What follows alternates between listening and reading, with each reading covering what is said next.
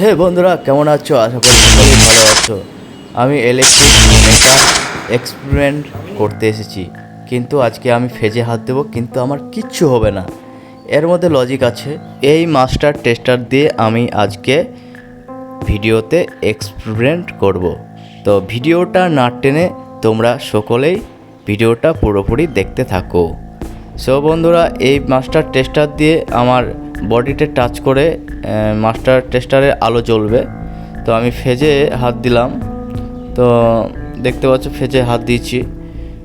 তো আমাকে কিন্তু শর্ট লাগছে না, কিন্তু মাস্টার টেস্টারে রিডিং উঠছে প্লাস লাইট জ্বলছে।